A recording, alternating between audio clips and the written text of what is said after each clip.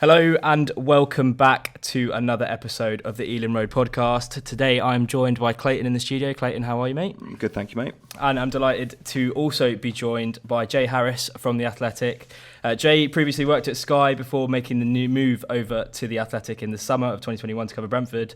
He's produced loads of articles ranging from interviews with star players to in-depth pieces on tactical analysis, which I'm sure we'll talk about in a bit. But yeah, Jay, thanks so much for coming on, mate. Really appreciate you taking the time. No, absolute pleasure. Thanks for having me down. Sound. Before we get into the questions, we do have something that we didn't tell you about before. But we get every guest that comes on the podcast to tell their funniest Brentford story. And basically, at the end of the season, we're going to rank them and do a little top 5 kind of thing. So I'll give you a couple of minutes to think about it. If you can't think of one right off the cuff, we can come back to it at the end of the podcast. Give me the episode and I'll think of one. So yeah, we'll get into the questions. So first of all, Jay, thank you for your coverage of Brentford over the last year or so. It's been really good. We've all enjoyed it. Thank you. How has it been watching and covering Brentford in these last couple of years? Yeah, it's been a real pleasure. Growing up, it was always my main ambition to basically become a reporter. And so when I was at Sky in the summer of 2021, the opportunity to go cover Brentford at the Athletic came up. And I knew it was going to be fun. I didn't quite expect it to be as enjoyable as it has been. I feel really privileged that I kind of joined the club's journey. It's a little bit cheeky in a way. Just after they got promoted, I didn't kind of suffer the playoff curse. But straight from that opening night against Arsenal, you could tell that something special had been bottled at the club, and it was just such a roller coaster that first season to draw 3-3 with Liverpool at home, to beat Chelsea 4-1 at Stamford Bridge, and to be able to kind of live and breathe those experiences has been amazing. And then, as you kind of said earlier, to get the chance to speak to Thomas Frank every week, to get the chance to interview some of the players, it's been absolutely brilliant. Yeah, I mean, you mentioned it's good that we've gone on this kind of meteoric rise since you started covering. I wondered how much you kind of knew about Brentford before you started with your role at The Athletic. A little bit. So at this point, I may as well confess I'm not a diehard Brentford fan. I'm a proper Brentford fan. I knew little bits and pieces. I knew obviously the club had a reputation for Moneyball, which is actually kind of a dirty word to say Moneyball. They don't really like you saying Moneyball. I knew a little bit about that. I knew about Josh Da Silva because I remember that being quite a big thing at the time, that he'd kind of rejected a contract offer at Arsenal, had gone down to Brentford. I knew a little bit about Thomas Frank. I obviously knew about the 2020 Championship player final. I think lots of, the whole world was just locked up at that point in time. I think loads of people watched it. I remember that really vividly. So yeah, knew lots of things. Obviously knew about BMW. So I knew a little bit, but I've obviously learned so much more since. Yeah, we don't like to talk about that for the playoff final. It didn't really happen. No, it doesn't count. Exactly, it doesn't count. Like you mentioned, we are like one of the smallest clubs in the league, sort of fan base wise, financial power. But I think this season, especially in the last couple of seasons, because of how well we've been doing on the pitch, there's been we're generating a lot of noise. We get a lot more coverage over it. I've kind of noticed this season. Especially we're getting picked more on TV, which is also good for the fans that can't make it to the games. But obviously we're infamous for that Moneyball approach that they hate us using. How much have things changed since you started covering us in 2021? In what way? In terms of you as a journalist, in terms of sort of Brentford's presence at the Athletic, or just in general? How much has things changed? I think I'm trying to think. I'm trying to rack my brain. How much have things changed? I think, first of all, it was like a completely new experience for the club to be in the Premier League, right? Mm-hmm. And I think everybody was trying to work out what to do. I'm sure Thomas would be the first person to say he probably went from having 2 people on his press conference every week to having 20 people at a time over Zoom. And just the level of scrutiny that the club then got off the back of that obviously increases. Like you said, the coverage has massively increased. And I think those first few months, especially that Brentford were in the Premier League, it was like, we don't really know what's going on. We've beaten Arsenal, drawn with Liverpool, should have beaten Chelsea. This might stop being fun tomorrow and things might go horribly wrong and we have a loss of form. But that never really seemed to happen. Obviously, there was a little bit of a sticky patch.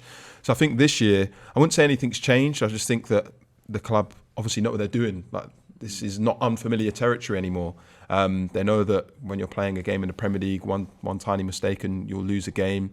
So I think there's just a bit more knowledge all around that, okay, this is not a scary, brand new experience anymore. We're kind of you still got that freshness that we're still new to the Premier League, but it's not quite the daunting task it was 18 or so months ago. Yeah.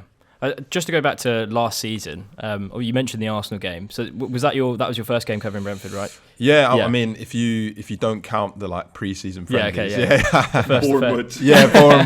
Bournemouth, I think AFC Wimbledon.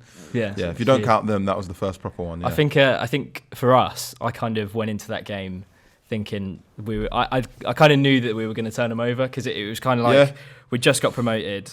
Obviously, what happened with last season, if we'd got promoted the season before, we wouldn't have been able to see the new stadium. It was like, we've been promoted to the Premier League, new stadium, first game against one of the big six. It was kind of like... And they had COVID in the squad as well. And they had COVID. The Yeah. news came out about, I think, Lacazette and Aubameyang were out. Yeah. It was kind of just like, we kind of knew that we were going to get something. What was that like for you? Just like... What was it like? Yeah. First of all, as I kind of said, it was like my boyhood dream to become like a reporter. So that was like first time where I was at a Premier League ground or at a Premier League game where I was reporting. So from that perspective, it was like, wow, like the dream's about to be accomplished. Like this is crazy. And it's Friday night under the lights. Like that game was significant on so many levels. And what I always say to people, that was the first game post-COVID that had like full Premier League crowds again. So it's almost like, right, like normality's back. So that part of it was a little bit surreal. And I remember going on TV over Zoom and stuff like that ahead of the game and feeling quite excited and telling people I really think Brentford are going to beat Arsenal, and had a few friends thinking, you've been brainwashed and you've only been covering them for a couple of weeks. But I just, from watching Brentford and just the intensity and, like you said, the kind of feeling that was, they've finally broken the playoff curse, fans are finally allowed in the stadium at full capacity. You just knew that whatever happened, something special was going to happen on that night. You knew, even if Brentford had lost that day, it still would have been a momentous occasion. But just there was so much, it almost felt impossible that Brentford were going to lose that game. And I just think the way that Brentford play really suited coming up against that version of Mikel Arteta's Arsenal, where Xhaka was the person who was the deepest line midfielder, and he'd get the ball, and I think he's quite easy to kind of press high up the pitch, and that's exactly what happened. Brentford kept turning the ball high over, and so I just felt like it's Arsenal. People are going to wrongly assume Arsenal are going to win this game, and people were kind of already writing off Brentford and saying they're going to go down in 20th place before a ball had even been kicked, and I think that was kind of like the first reality check for people that Brentford meant business. Yeah, I think one of the differences from last season to this season, we spoke about it with Natalie when she came on, is that we kind of go into these games now against the top six thinking a little bit like we did against Arsenal on the first day, but for different reasons. We go into these games against the top six thinking, we might actually nick something here. What would you say you put that down to, from looking at the team, looking how we set up now against the only team we've lost to so far in the Big Six this season is Arsenal. Yeah, and it's just like, it's an amazing record to have. What would you put that down to? I think firstly it's mentality. And I think that obviously comes from Thomas Frank and the coaches basically telling the players, like, this is nothing to be scared of. You've obviously seen it with teams in the past who go to the Etihad or they go to Stamford Bridge or Anfield or wherever, and they would never come out and publicly say it, but they are going to be a little bit, maybe not intimidated by that atmosphere, but, massive stadiums, loads of noise. You're going to have to learn how to deal with that. And obviously if you're playing in a low block and it gets a little bit boring, you're not seeing a lot of the ball, it's hard to constantly concentrate. Whereas I think the way Thomas Frank and the coaches just approach it, it's like, do you know what? There are going to be spells in this game where we're going to be defending for a long, long time. Don't get that twisted. But actually, we've got the tools to hurt them. So you look at that Man City game, and I was watching the highlights again recently just because, like, why wouldn't you? And it's just like, you just forget how many chances Brentford actually had in that game. You always remember the goals. But actually from minute one, Onyeka had a chance, and then Toney had a chance, which was pretty much cleared off the line. And it's like, Brentford was so solid defensively in that game, but they also just knew a way where they could still push those teams. And I think that's the key thing. It's like, okay, we respect these teams, but it doesn't mean that we can't hurt them ourselves. I think in the Premier League and just at any levels of football, sometimes you get so obsessed with thinking about how you nullify the opponent, you don't focus on your strengths. And I think Brentford are the complete opposite of that. I think they really know what they're good at and they focus on that. Even like throw-ins, for example, there's still so much kind of like a disrespect towards throw-ins, and it's just something that Brentford are like, why wouldn't we do it? And it's obviously worked against Arsenal, it worked against West Ham recently. I think tiny things like that make a difference, and other clubs might think they're better than tactics like that. So I think that kind of plays to Brentford's advantage as well. You spoke about Thomas Frank. Obviously, you see him at the press conferences all the time. What do you think of him, just as a bloke? Because like everyone that we speak to is just like Natalie loved him. Natalie absolutely loved him. But yeah, what do you think of him? Yeah, I really like Thomas. I think from the minute I started covering the club, he was quite welcoming. And obviously, I go to every game, home and away. So you just quickly see each other week in, week out. And I think that you obviously develop like a little bit of a rapport. And I always kind of use the example of when Brentford signed Christian Eriksen, loads of reporters, the whole world descended on Brentford's doorstep and wanted to tell that story and know that story. And then the second Eriksen had made his debut and, you know, had a run in the team, those people stopped coming, but I was still there. So even when Eriksen was at the club and people were saying, is he staying, is he going? I was still the one asking about, well, why did you switch to a 3-4-3 in this game? And I think there's a respect there that like, oh, okay, he knows about some of the B team players who are coming through. He'll try and ask me some slightly in-depth tactical questions, although he's never going to give his secrets away. I think it's like, okay, he's not just focused on the Ivan Toney show or the David Raya show. He's focused on Shandon Baptiste or a B team player coming through. So I think there's quite a good mutual level of respect there. And also he has got a good sense of humour. So there's been a couple of times where, you know, I've made a comment in a press conference and he's taken it quite well. And I'm not too sure if other managers would have done the same. 100%. So I'm grateful for that. Yeah, no, I literally remember saying to Natalie when we did the podcast, he's a great manager to have as someone to interview in a press conference. Yeah. Because I can think like there are probably a couple of, obviously a lot of them have got charisma, but I think he's so charismatic that he can kind of switch the conversation from being quite funny and then go and dive into a chat about tactics. So it's just like it's a dream as a reporter going to a press conference to speak to someone like that who kind of knows the balance between the two. I did want to talk a little bit about the Arsenal piece that you did before the draw. We talked about it a little bit before, but I remember looking through the comments at the time. Bit of a mixed bag. Obviously, football's a game of opinions, but a lot of angry Arsenal fans in the comments saying, you know, how the hell aren't we going to beat Brentford and stuff like that. What was it like for you as more of like a journalistic question, I guess. What was it like for you seeing some of the comments saying that this was clickbait? And was it like when we got the draw and we had that dominant performance? Well, I think we all think we were unlucky to get. Yeah, on another day we could have won that game. Yeah, on another day, definitely. What was it? Was it kind of like I told you so? I mean, first of all, shouts out to the Brentford fans in the comments who are like backing me. I love that. I mean, the things that the Arsenal fans were saying were not that deep at the end of the day. You know, some of my colleagues have had far worse, and I'm sure at some point I'll kind of get that.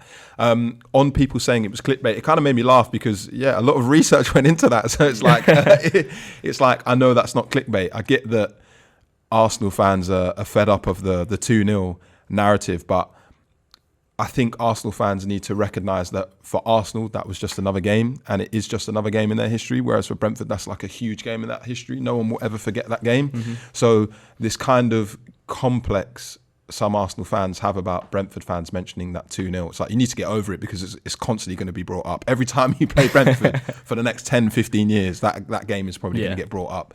So it's like you can be annoyed about it, but it just makes me laugh because it's like you really truly are rattled by that. If you're top of the league and it's still bothering you. Even some of the players, like Gabriel. Yeah, he loves it, doesn't he? Yeah, he's tweeted it once, so he's probably... Nice kick about with the boys. Yeah. He's done it twice now as well, hasn't he? Yeah, I think he did it, once in the away leg, and then the home game, when they beat us this season. It's just, I just can't imagine. Sometimes the reality check's so weird. Like we weren't in League One too long ago, and now you're like wrestling top of the league. But like Mikel Arteta with the Ivan Toney's tweet in the All or Nothing Arsenal documentary, where I mean, fair enough because I guess it worked, but it was still just like you're that bothered about it. Like, it's just someone who's.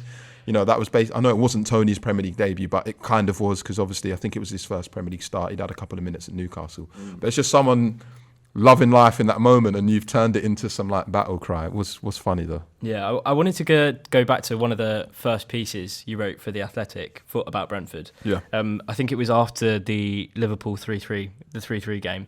The title was something like "Why Watching Brentford is Fun." I don't know if you remember that article specifically. I'm trying to throw my man back to it. But I think I mentioned it at the start. There's a lot of people in the media now when they come down to the stadium, they say kind of the same thing. Whenever you watch Neville and Carragher on Super Sunday or Monday Night Football, they love it. Yeah, they're always dancing with the fans. Is that as much down to the ethos of the club in general, or is it down to the way we play, or is it kind of somewhere in between? I think it's both. I think I was having this conversation with somebody the other day. I can't remember who it was. It was someone at work, but basically saying having a 20,000 seater stadium is just a perfect size for Brentford. Mm-hmm. Any more, and you risk it sometimes being maybe a little bit empty or the atmosphere is not as good. Whereas that being small, compact, and obviously like the way it's been designed so it like retains the noise. It just feels like, this small little bowl, this small little bubble and bundle of energy. Whereas sometimes you go to bigger stadiums and the noise just kind of gets spread out sometimes. Mm-hmm. I think like the Emirates Stadium is probably like a good example of that. When the Emirates is quiet, like it's really quiet. I'm not going to call it the library. I've offended Arsenal fans enough. But again, then of course it's down to the way Brentford play. Like I'm always just amazed at how often Thomas Frank is prepared to like be really bold with his substitutions and make 3 in one go and switch from 4-3-3 to 3-5-2. I think the fact that a lot of the players at the club are so young, and you can see, wow, Rico Henry's only, I think he's still 25, maybe he's 26 in a couple of months. Like, wow, Rico Henry, really dynamic left wing back. How come people have never heard of him before? Obviously, people had an idea that Toney was a good goal scorer at championship level, and then you just kind of see the way he plays in the Premier League. Like he wasn't afraid to bully Saliba and Gabriel last weekend, and even his celebrations. I think there's so many different components that kind of add up to that level of excitement. Yeah, and then obviously the Eriksen factor then took it to another level as well. Yeah, I know you wanted to chat a little bit about tactics. I think you mentioned sort of our ability to switch between the 3 at the back and then the 4 at the back. Do you think that's one of the reasons why we're doing so well? It's kind of we see how the opposition's going to play and we match them. It's commendable for Frank to have 2 systems that work, and they're proven to work. Yeah, I think they coach that a couple of times a week, or when they feel like it's necessary, and I think that's the key thing. Some managers will try a formation switch in a game, and if players aren't used to that, and if they don't have very clearly defined roles, then it's just going to crumble apart.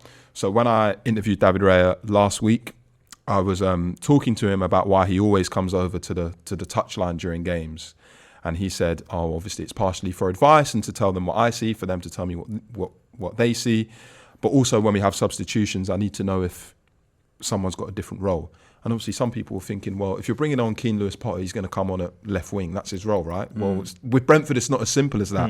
So obviously it was the Crystal Palace game, wasn't it? I was about to ask you about this. Where Lewis-Potter ends up at left wing back. Brian Mbeumo then goes right wing back. Vitali goes left centre back.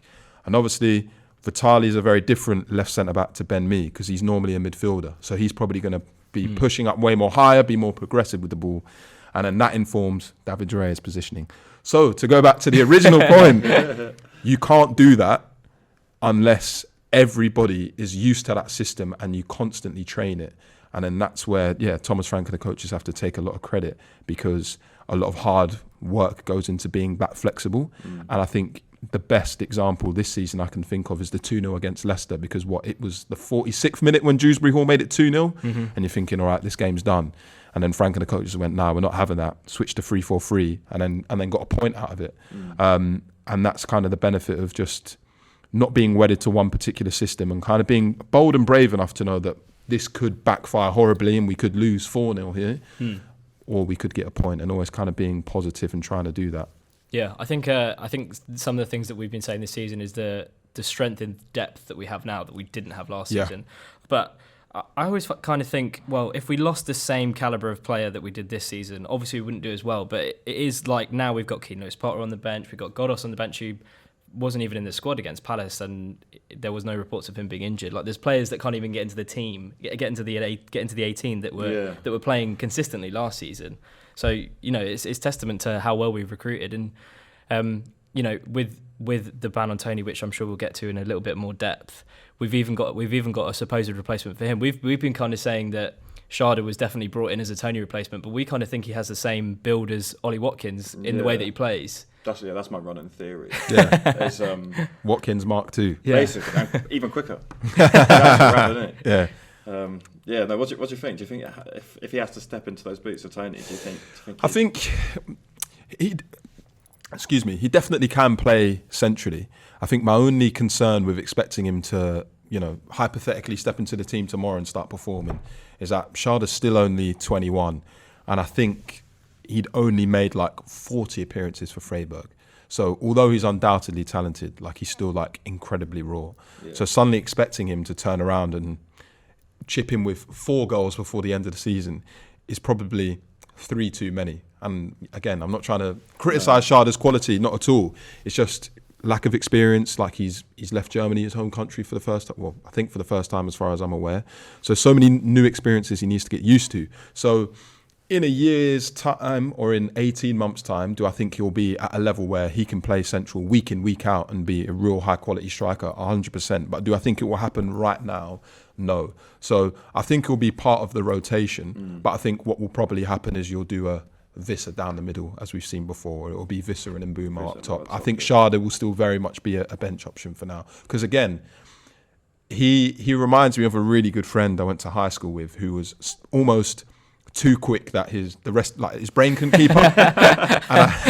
and again, that's not meant as a criticism. I think Schade will just obviously be working with the coaches about how to just use his speed in the right moments, how to link up play a little bit better, and that comes with time. And you can't expect him to do that in the Premier League straight off the bat. I think you're completely spot on there. Something I've been quite impressed with, small kind of glimpses of him, was his kind of jumping reach and actually his kind of presence. He was kind of taller than, like we always say.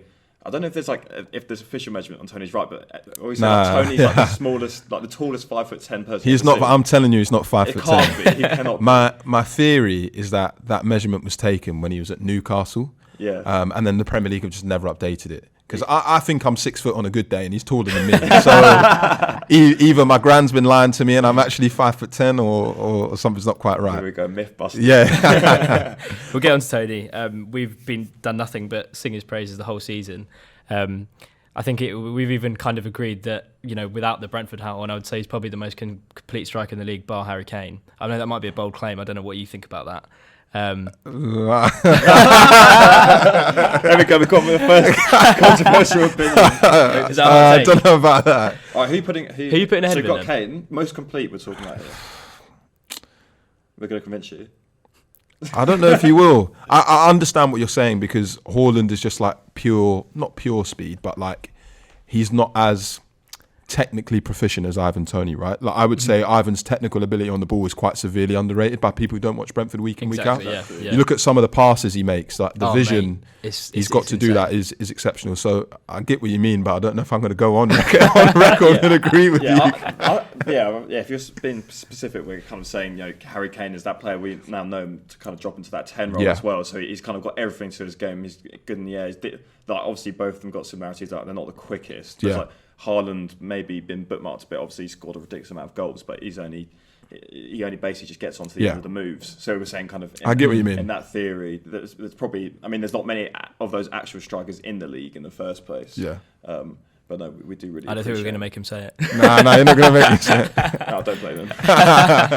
What do you make of the whole Ivan Toney situation? Obviously, news came out yesterday that he's admitted to some of the 262 breaches. Yes. And there's going to be a hearing in April, I think. That's their current report? I'm not really too sure of the precise date of the hearing at the moment, but I guess we should probably recap on what the actual charges are. So if I remember correctly, the news that he was being investigated by the FA over alleged gambling activity broke back in November. I think it was just after the Nottingham Forest game.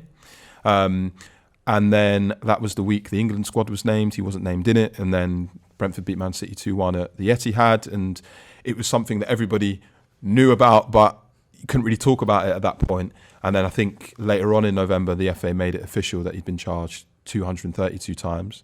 And then in December, he was hit with another 30. He had until January the 4th to respond. So it's 262 charges in total. And from my understanding, he's admitted to a few of those charges. He's still contesting a lot of the others. But the tricky thing is that I don't want to veer into speculation, because at the moment we still don't know what he's bet on, and that obviously is kind of crucial to this case. It will be a massive factor in terms of the sanction or the punishment he receives, whether that's a fine or whether that's a suspension. Mm-hmm. But I think the examples of Kieran Trippier, Joey Barton, Daniel Sturridge, 2 Boston United players who bet quite a lot on games, they kind of suggest that the likelihood is that he will get a ban, but we can't say that for certain. So it's obviously an unfortunate situation for him. Like, he's in the form of his career. He scored 14 times already this season, so more than last year. So you feel for him a little bit. But hopefully there's clarity soon. I don't know precisely when that's going to be. I mean, I think when it first came out in November, they were saying that he'd been investigated for 7 months at that point. So we're now in March. So it's been going on for over a year. So it's clearly quite like a complex scenario. So I don't know if there's going to be like an easy solution just around the corner. Yeah, we've kind of said that watching it as a fan and watching him do well every week, it's just so strange. It feels a little bit surreal because you're watching him score and you know he's getting the England call up and there's all these big things happening, but he's got this ban looming and it's just like, when is it going to happen? There's going to be big shoes to fill. I mean, like you said, Sharda, we've only seen him play minutes really, but it's going to be difficult either way without him. But you know, hopefully. Where do you think? Say, I mean, this is all hypothetical, but say, I don't know, end of March. So you've still got a decent amount of the season left. What would be a good finish to the season for Brentford without their main man out front?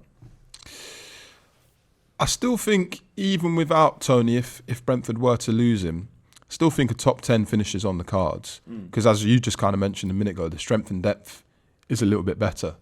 And I just look at some of the teams who are, 11th, 12th, 13th, 14th, and I don't think they're particularly inspiring.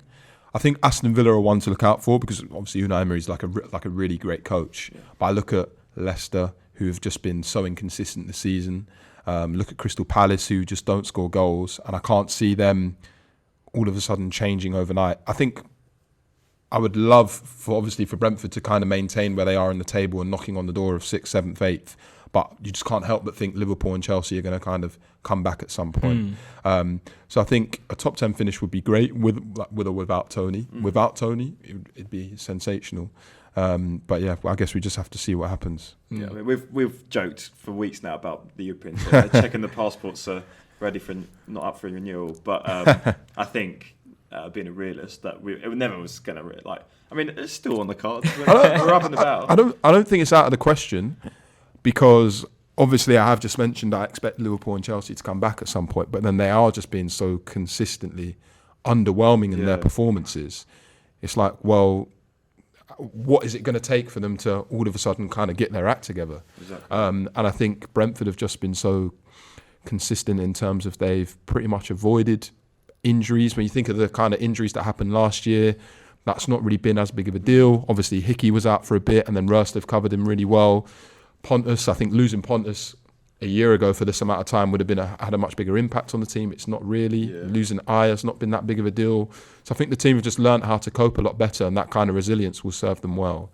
So maybe it is possible. It's just, I think in order to kind of stay in that region, you maybe need a little bit more from people coming off the bench, such as your Damsgaards and your Lewis Potters, and we've not quite seen that yet. So maybe that's where we'll fall short compared to other teams. We spoke about this last week, didn't we? Because we were kind of noting that they're based, like a lot of that bench, big money on that bench. Yeah, it's probably more expensive than the first 11. Yeah, close to it at least. And like players like KLP and Damsgaard, they've made about 1 or 2 starts all season. They've just not really had a chance to get into the team, and like I said, there's some big games coming up, especially if you're in this European race. We've got Fulham on Monday and then Brighton and the horizon as well. They're kind of 6 pointers. It'd be interesting to see how those kind of players step up.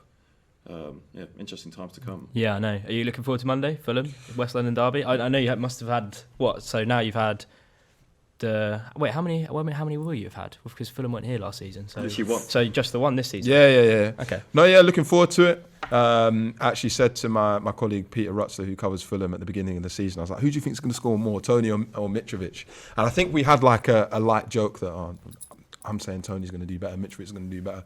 I think Toney's on 14. I think Mitrovic is on like 10 or something like that at the moment. So that's always been like a bit of an on-running joke between us. And obviously the game at Craven Cottage back in right at the beginning of the season, didn't Fulham go ahead after like 2 minutes or something ridiculous? So kind of Brentford were always fighting from minute 1 in that game, and then it got back to 2-2 and then 3-2. So it was a cracking atmosphere at Craven Cottage, and it was just a really pretty much kind of like the perfect August Premier League game where there's just goals galore, the sun is shining right by the river. It was a good vibe. And obviously this time around it's on a Monday night, and it'll be interesting to see what the atmosphere is like on a Monday night compared to like Friday night football. I'm hoping there will still be a lot of people there, but obviously work in the morning, late at night, that might impact it a little bit. But I think it's going to be a proper good occasion. And obviously because of where they are in the league, this is like, there's a lot on the line potentially here. Yeah. It's going to be class. Really looking forward to that. I think, what do you think atmosphere-wise is better, when we play QPR or when we play Fulham? QPR. Yeah, I think there's more hatred in there. Okay. Leicester, yet to experience that. Yeah. Long may that be the case. Probably the way they're looking this season, but have to be a little cup draw next year. But there's definitely a difference between so QPR and Fulham. Fulham's kind of the neighbours. If they've got to the cup final, they're posh. Whereas you've got QPR, like they're a lot more comparable to Brentford. And then I don't know if you know about the history, but we probably do. They tried to take us over. So there's a lot more hatred there. So if that game was on, if you compared it, you'd probably get a few more decibels. It was QPR. Okay. But there's definitely still because you don't get that many clubs. Obviously, West London's a bit of an anomaly in football, isn't it? Because you've got so many big teams in one place. So you can't have a rivalry, because Chelsea is technically a rivalry as well. Well, they don't care about us, though, do they? And there's always been such a big gap between the two of us that it doesn't It is a bit, but I'm sure it was the same when you went to school. Most people support Chelsea, around in this area, because they're the big Premier League team winning Champions Leagues. Yeah.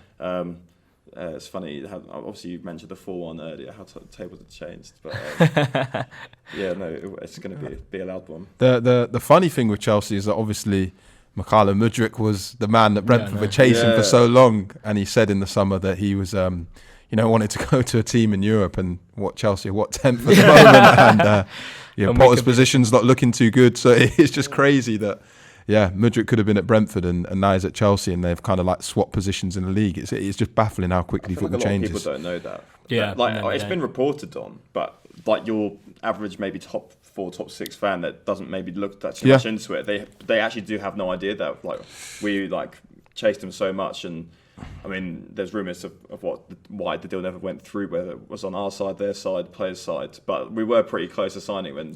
I think in terms of that, I think what happened in January kind of gives you. If you look at what happened in January with Chelsea and Arsenal, you can draw your own conclusions. It's pretty obvious that Brentford basically experienced very similar to what Arsenal did in terms of that. Negotiations with just Shakhtar are just incredibly difficult. And fair play to Shakhtar, because at every stage they felt like, we can probably get an extra 10 million here, we can probably get an extra 20 million here, and they've actually somehow managed to do it. This time a year ago, Mudryk's value would have maybe been 20 million euros, 25, 30 million euros tops, and they got 90, 80, 100, I think 80 million euros for him in the end. So his price has nearly tripled within the space of 12 months. And that's when he's not actually played that many games in that amount of time. So it was always going to be a difficult deal to do, but you can just tell that Shakhtar always felt like, actually, maybe if we keep him just a little bit longer. And then I think he just started ripping it up in the Champions League, didn't he? So at that point it was like, okay, it's game over now. He's not going to be moving to Brentford. But before, I wanted to talk a little bit about your role at The Athletic.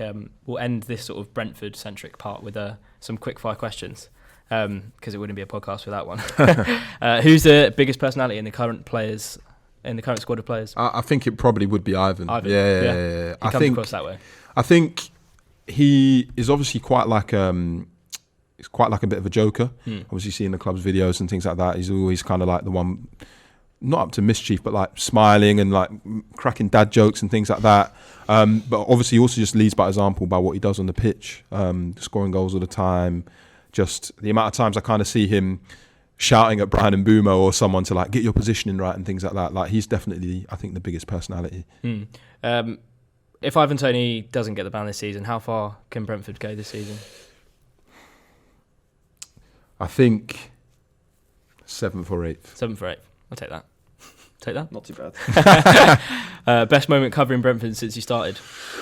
I think the 4-0 against Man United. I've got a lot of mates who are big Man United fans, and my cousin's a big Man United fan, and I'll draw him out after the after the 3-1. My cousin wasn't best pleased with what Thomas Frank said about Brentford destroying Man United. Oh yeah. And I said, look, Yeah, he's got a point. And you know, it was a funny game because obviously then Ronaldo had like a little bit of a strop when he got taken off by Ralf Rangnick. Wow, as if that was a year ago. Crazy. And I was just like, you were lucky. And then the game at Old Trafford just felt like a little bit of a... Brentford never really got going in that game. I always felt like this team is there to be got at. So the 4-0 was like vindication, basically. And I sent him a few messages that night, just reminding him of, as you do, just winding him up. Crazy turnaround they've had, like from there to on the weekend. I still think they're going to get found out. I just don't know how you can get turned over 4-0 by us. No. I almost think they owe Brentford like a bit of thanks, like that 4-0. Yeah, we really had to. After that game that they ran like all the miles that we ran, and Ten Hag ran it with them. Yeah, it was like their turning point. This season. Yeah, exactly. I was turning them over. Exactly. When we play them, it's going to be fascinating to see how it plays out. Because the thing is, I know there's a big gap between now and when we actually played them, whereas we were supposed to play them last week. But if they're still doing fantastically and we're still doing fantastically, you know, that game could have serious ramifications in terms of top four. They might still be in Europe as well. Yeah, and they might still be in for the title. Like this, I was saying to my mates this season I think has the potential to be one of the best Premier League seasons to date. Like there's the titles between, well, you could say that Man United are still in it. Arsenal kind of sort of had that little wobble. Now they're starting to gain form again. You've got these three teams in the middle: Brentford, Brighton, and Fulham, who are pushing for Europe. You've got Liverpool and Chelsea faltering, with everyone thinking, like you saying, they're going to come back. You got relegation still up for grabs. Southampton onto their third manager of the season. I know. It's gonna be crazy. However it pans out. Favorite piece you've written about Brentford? That's a tricky one. I did really like writing about Ivan's journey from, Northampton to England, just because I think there were so many times during that journey where other people have probably failed at those hurdles. Obviously, it was quite a big thing moving to, basically when he's 16, he keeps Northampton in the EFL with like a header and an overhead kick, which at 16 is just like ridiculous. And then obviously 18 goes to Newcastle and then just drops down the league. Like I think I know he didn't play for England, but to come back and even get called up, I think that's a remarkable story. Anything I've done with like Suzanne Rowan about Robert, like I had my heart screened last year, and that was kind of like, quite like a sobering moment. I'll try and anything like that. I've obviously done a lot with the B team. Like I went to Cyprus with the B team. That was a really cool experience. And I think it's all good fun watching the first team week in, week out, but actually getting to know some of the B team players and watching them progress from being good players to like really talented players. And on the cusp of the first team, that's been really good as well. So probably they're the three things / topics that I've covered that I'm probably the most proud of since I've started covering the club. Just on that B team, can you give us 3 players? There are 3 players for us to watch out for in the B team. Daniel Oyugok, the right back.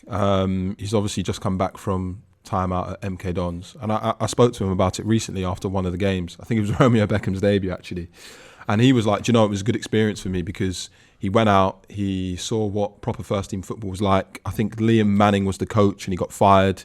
MK Dons nearly got promoted last year. Or did they get promoted last year? I can check. They're in League One this season, I think. I think they nearly got promoted last year. They've got a good team. We're sold Scott Twine to Burnley. We're expected to go again, and it's not quite worked out that way. And so I think he said that was a good kind of experience for him. Big fan of Paris Magoma as well, who's now at MK Dons. I think he scored last night as well. Yeah. Middle finger, by the way. Recall him and then loan him out to MK Dons. AFC Wimbledon to MK Dons. Yeah. Very unhappy. I hadn't even thought of that actually. Very unhappy AFC Wimbledon on Twitter, and it's fair enough to be. Yeah. And then obviously people like Nathan Young-Coombs, Finn Stevens, Ryan Trevitt, who have all kind of made their first team appearances already. We've seen Ryan fleetingly. I've watched him at Colchester. Yeah, I thought he was very good. Yeah, he's really good in tight spaces. A few of our city mates went over to Portugal to watch the tournament. Oh, okay. Yeah. And they said that Trevor looked pretty good in the couple of games that they saw out there. Yeah. The coaches really rate him. So I think he's just because obviously he's got like quite a remarkable story. Like he was at Leatherhead's under-19s and Brentford just plucked him out of nowhere. But I think he's one of those players who you might. This is no disrespect, Ryan, if you're listening. There might be other players in theory in that B team who you would look at and think might have better quality than Ryan, but I think his attitude and his his willingness to work hard has made him kind of like jump up to their level. So like full credit to him for doing that. I wonder if he's one of those players that will get some time out on loan maybe the next season. I could see that happening, yeah, definitely. Because I think he trains basically with the first team week in, week out. Really? So that's kind of like the next step that he needs to make, right? He obviously went on tour with them with the first team when they went to Spain, like just before, while the World Cup was going on. So all the signs are there that he's thought of really highly. Well, I know he's thought of really highly. So it's just how does he make that break into the first team? Does he go straight in or does he need a loan? Yeah. What about we've got Bidstrup out in yeah, he's having the time of his life. Man the match every game. Yeah. In the stands with the fans on the megaphones. They're playing with Bacondes as well. But again, I think that's why loans can be so important to a player's development. It's obviously really tricky to get a loan deal right, but Mads has always been a really talented player, but again, he's never maybe had that many minutes. And then he's gone over to Norgesland, and now he's like the focal point of that team, like absolutely like ripping it up in that division, like one of the best players in that division. And just the kind of like responsibility he has in that team, being the lead or being one of the key players in it, he would have developed so much. So I really hope he comes back and he's part of the rotation as well. So I think he's a really quality player. Yeah, I'm keen to see now he gets on. Yeah. Pretty stats in that midfield. I know, but the Port Vale game last year, I know it was only Port Vale in the cup. He was another level. Yeah, he was silky that game. I remember him when he came. Did he come on when we beat West Ham last year away? I think he came on towards the end, and he's still putting a good showing. So I was a little bit confused when they loaned him out because I was thinking, oh well, if he's getting minutes off the bench, I thought he might be able to break into the starting 11, but seems like it's been beneficial. Yeah. I hope there's a place for him in the team. Maybe there'll be a few outgoings in the midfield. It's quite stacked at the moment. Yeah. I mean, Onyeka we were singing his praises a few weeks ago because he's just like, it looked like he was a new player. Yeah, he did. And now he's got injured, and you kind of think, where is he going to fit back into the team now? Baptiste came on against Palace. I forgot about him. Yeah. Like we just have so many midfielders, but like he's always like a 7 out of 10. Like he never plays badly. Like I do very much rate him. Yeah. I did want to talk to you about your role at the Athletic a little bit, just to wrap up the Brentford chat. Kind of, I think a lot of people would be interested to know sort of your route into journalism. Yeah. You started at Sky, right? Could you talk a little bit about that? Yeah. So I went to Birmingham City University, and I did like a media and communication course, but like I specialised in journalism. And the good thing about that course was that it covered loads of different areas. So it also covered like photography, PR, and it had like broadcast and written journalism. And so I kind of like got involved in both, did a lot of like, what's the word? What are they called at unis? Not varsity, but basically got involved with like the uni TV program and did like TV shows and stuff, which I think are probably still on YouTube. we should have dug those out before. Back when I had no beard, had like the shortest haircut, it's not a good look. But the uni has like a scholarship scheme with Sky, so every year they take a couple of students, but you've got to go through like quite a good got to go through like a proper application process and be interviewed. And I remember I went for it in my second year and got like nowhere near it. And that was kind of the sign for me, like, if I want to have a career in this industry, I need to like actually put a little bit of effort in and not just coast all the time. So end of third year, managed to get on the scholarship scheme. I was there for 2 weeks, and a friend had done it a couple of years before. And he just said, go there, try to speak to as many people as possible. And I remember rocking up on the first day in like a suit with, I don't want to say it was a pink tie, I think it was a blue tie. But I took it so seriously, and I got there and everyone at Sky was dressed so casually. I was like, I stand out like a sore thumb here. But at the same time, some people like still remember that to this day, because they were like, do you know what, you came in with the right attitude though. Like, you can't be too smart. Of course. And I think sometimes where you're in situations like that, where you're at Sky and like, during that time, like I think I walked past like Thierry Henry, Pires, possibly Ballack, like some of the names you're seeing were just insane. And I think it'd be very easy to just turn into like a fan in those moments and kind of act unprofessionally. And I kind of told myself, like, if you're going to work here and you're going to be at Sky, this is going to happen all the time. You have to kind of conduct yourself in the right way. So I fought every instinct in my body to go and chat to those people or get a photo with those people, and just tried to be as diligent as possible. And Sky were like, oh, you can go home at 4 today if you want. And I was like, why would I might never step foot in this building ever again. Like, why would I go at 4? So I always stayed like probably later than usual. And then just off the back of that, Sky kind of like kept in contact with me and they invited me to be a freelancer. I won't bore you with the details, but it was like a very behind the scenes TV role, quite technical. So nothing that I wanted to do long term at all, but it was a foot in the door. Did that for a couple of years. Skyrunner NCTJ course, so like official journalism courses for anyone that doesn't know, for people in-house. And the course I did at uni wasn't accredited by the NCTJ, so it was a really good opportunity for me. And I got to do that with people like Geraint Hughes, and I'm a big fan of Geraint. He's like been covering Arsenal. He's been working for Sky Sports News for like 20 years or something like that. I think we worked it out on the day that he like graduated the year I was born or something mad like that. So to learn from him was like absolutely crazy. And I think I was probably the youngest person on the course, so just to kind of hear from people who've been in the industry for a lot longer than me was really valuable. It's how I met Dara, obviously like your tutor. And I also had to go to those lectures sometimes after doing an overnight. So I'd do overnights at Sky sometimes, where I'd start at like 7 p.m. in the evening and finish at like 6 a.m. in the morning. And the lecture would be at like 2 p.m. in the afternoon. So I lived in Brixton at the time. So it was a bit of a trek to get from Brixton to West London. So, I'd go home, sleep for 3 hours, come back for the lecture. And I think it made me realize again that, especially in this industry, like you have to be prepared to work hard and get sleepless nights. And then I always knew that writing was what I wanted to do. And I moved to a new role in sports news, which is the yellow ticker. So when it comes up, breaking news, which was just mad, because obviously like any kid that's grown up watching Sky Sports News, you always think, how'd you get to do that? And I got to do that, which was just very funny, very crazy. And off the back of that, obviously you're in the newsroom more often, you get to speak to reporters and stuff. And then a good friend of mine, Nick, did a lot of boxing stuff, and he'd be like, right, I'm interviewing this boxer, do you want to write up the interview afterwards? And I remember there was one boxer called Bilal Fawaz, who's got like a crazy story. He's basically a victim of like child trafficking. And he kind of told us his story, and I got to kind of write like a feature about that. And that just kind of got me writing a few more features, gave me a bit more experience, and obviously that's what The Athletic's known for. So when the opportunity to kind of get involved and cover Brentford came up, I kind of said, well, I've written this really cool feature on this and that, and it kind of went from there really. And then the last 18 months ever since have been a whirlwind. Did they pitch you the job with knowing it was going to be Brentford, or was that kind of came after? Yeah. So basically, I went to like a talent ID day at The Athletic. I think people at Sky know that. No, I think they do by now. It felt like I was cheating at the time though. It was like. Yeah. I remember not being too sure whether to tell my boss or not, and in the end I was like, I get on really well. My old boss still chats to him now, and I was like, look, I'm just going to be honest, like tomorrow I know it's my day off, but I'm doing this thing with The Athletic. And he was like, all right, cool, fair enough, like good luck. So shouts out to him for being so supportive. And then did the talent ID day. It was really cool. It was over Zoom, and they just put us through like a lot of mock scenarios. It was kind of like just a good networking experience as well, to meet other people similar age to me, similar background to me, who wanted to get into the industry as well. And then people at The Athletic just stayed in touch and said, we were quite impressed by what you're saying, what you did. If anything comes up, we'll let you know. And then they basically said, well, we'd be really interested in interviewing you for this Brentford role. And I was like, well, sign me up to that thing. And the rest was history. Obviously did enough to impress them to give me the job.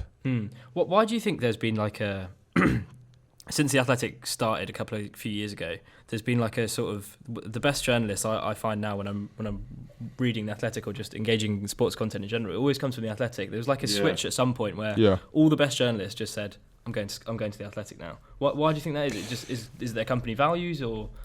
I think loads of different reasons. I can't speak for everybody, but I think for me, I was a fan pretty much from the moment The Athletic launched in the UK in 2019, I think it was, because again, a friend started working for them, and I think it was just being able to read something that was varied, that was really in depth, so that if you're really interested in tactics, Michael Cox will write 2,000 words on Brentford's tactics against Arsenal. If you're more interested in the business of sport, and that's something that I'm not an expert, but it's something I've become more intrigued in from subscribing to The Athletic and now working for The Athletic, like actually understanding how much money a club loses. Like we spoke about QPR earlier, like they're losing like 474 grand a week. It's crazy. I quite like being able to read a 3,000, 4,000 word piece on what's exactly gone wrong, because it just makes you more informed, and it makes you then be better educated when you're trying to impress your mates down at the pub or whatever and say, well, I read this. I think there's just so many different topics. It's obviously, if you only want to read about Man United, you only have to read about Man United. I think it's just, there's something for everybody, whether you're a diehard football fan, whether you're a new football fan. I think there's just so much variety on the website. And I think that's the key thing, why it's attracted a big audience, and why it's attracted a lot of journalists. I think a lot of people might not know that you went to cover the World Cup in Qatar. We've spoken in depth about it, but could you talk a little bit about your experience out there? How did you find it? I think when I spoke, your dreams, you said. I think when I spoke to you, I was still like, what's the word? I was just basically in like a bit of a robotic state that first week I came back. Like I couldn't just really process it all. Whereas now it's been a couple of months. It's definitely sunk in a little bit more.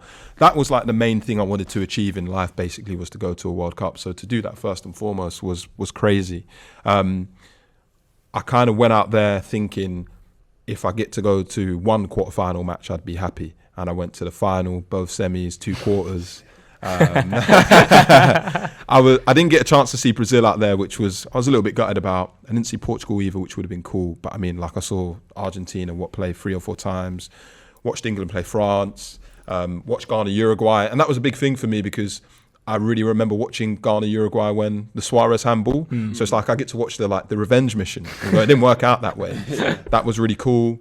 And obviously, lots has been written about whether it was right to kind of host the tournament in Qatar. But to be honest, my experiences were quite pleasant out there. But then Adam Crafton, one of my colleagues, reports about someone dying at the training base in Saudi Arabia, and it kind of you'd always have these tiny little reminders that, okay, this World Cup's really sparkly, it's really shiny, but actually there's probably stuff that we have no idea that's going on behind the scenes, and that they've probably made the place look pretty 4 or 5 weeks, and you don't know what's going to happen afterwards when everybody leaves. But it was, on the whole, like an amazing experience. It just went by like in the blink of an eye, but it was good fun. Yeah, that final must have been just insane. Do you know what?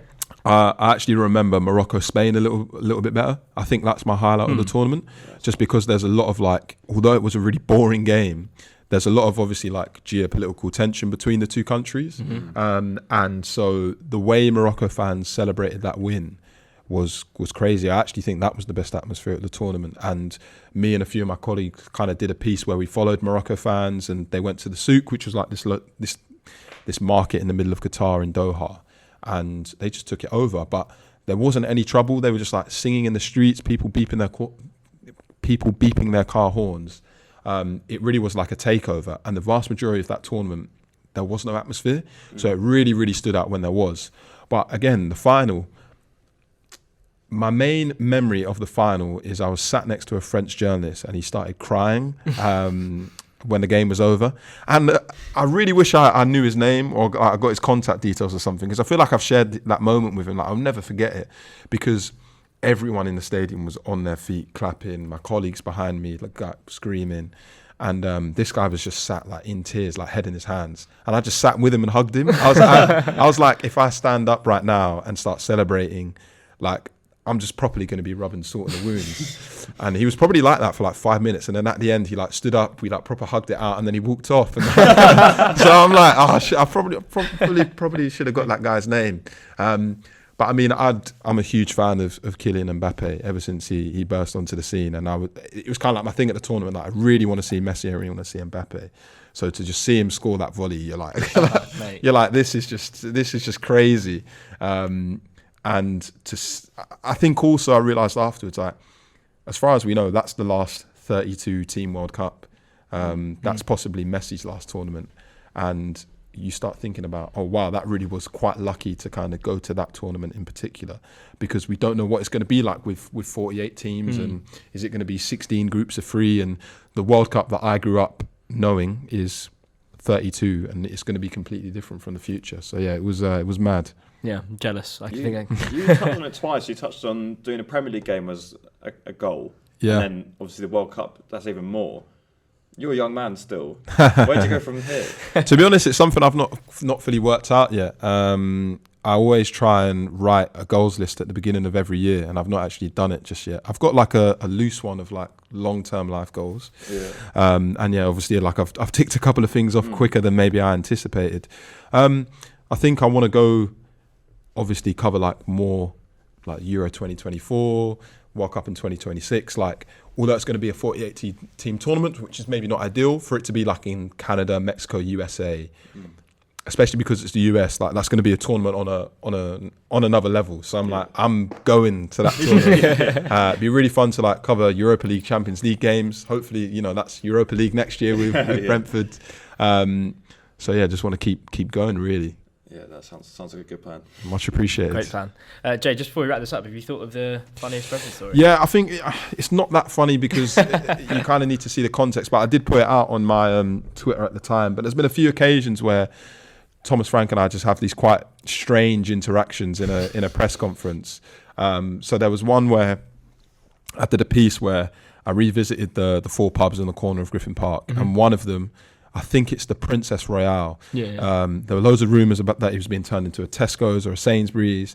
I basically found out it's been turned into, I think it's an Armenian church, although I don't know if there's been any update on that. They're finally doing something to the inside of it, because I go to the pub, to the Griffin. So yeah. I walk past it for the home games. They're finally doing something. But it looks a bit, allegedly, it looks a bit dodgy. They paid a lot of money for that building. But anyway. And I was just in a press conference once. I was like, Thomas, like, did you ever go to the 4 pubs in the corner? He's like, I think I went to this one. I said, do you know what's happening to them? And he's like, no, they're still there. And I was like, it's been turned into an Armenian church. And he just was like, what, really? Like, I remember seeing that. It was just like, I was like, oh, cool. And then there was just one where it was after Nottingham Forest away this season. And I got back really late from that game because, as we kind of touched on off camera earlier, like train travel in this country is just like ridiculous. No trains that day. Yeah, and I got back at maybe like 11, half 11 at night or whatever it was. Went to the McDonald's and there was no milkshake, and I was like, to me it was just like the biggest crime at that point in time. I was like gutted. So someone asked me just before the press conference probably started, like, what time did you get back? And I said, I didn't get a milkshake. And Thomas Frank was like, what? No milkshake? It's just a surreal moment where like Premier League managers concerned that you couldn't get a vanilla milkshake on a Saturday night. It's like, wow, this is a bit crazy. It's going to be up there, that story. Yeah, it's definitely going to be up there. Anyway, Jay, that was an absolute pleasure, mate. Thank you so much for coming on. The Ealing Road podcast will be back following the Fulham game on Monday night. Not sure which day we're going to record. We need to sort something out. But we also are recording a very special episode tomorrow evening with the next player, which some of you will know about if you've been keeping track of our Twitter updates. So yeah, look out for that as well. So yeah, follow us on Twitter at the Ealing Road. Follow our YouTube, which we will be uploading this video to, and we will see you next week. Cheers.